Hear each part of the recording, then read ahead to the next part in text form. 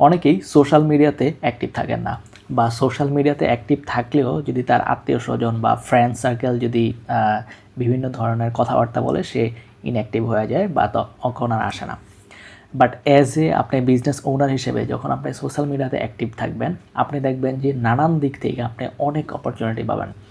আমি জাস্ট আমার একটা এক্সাম্পল দিই। আমি যখন আগে সোশ্যাল মিডিয়াতে অ্যাক্টিভ থাকতাম না, তখন এক ধরনের সিনারিও ছিল, বাট আমি যখন সোশ্যাল মিডিয়াতে অ্যাক্টিভ হওয়া শুরু করি, তখন সিনারিওটা অন্যরকম হয়।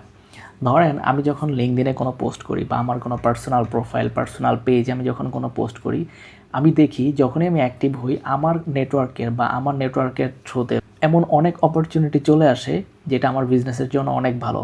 ইভেন আপনারা শুনলে অবাক হয়ে যাবেন, এখন আমি যখন আমার টিম বাড়ানোর জন্য যদি আমি সার্কুলারও দিই, মাঝে মধ্যে অনেক লিড চলে আসে ওইখান থেকে, অনেকে আমাকে নক দেয় তার বিজনেসকে গ্রো করার জন্য।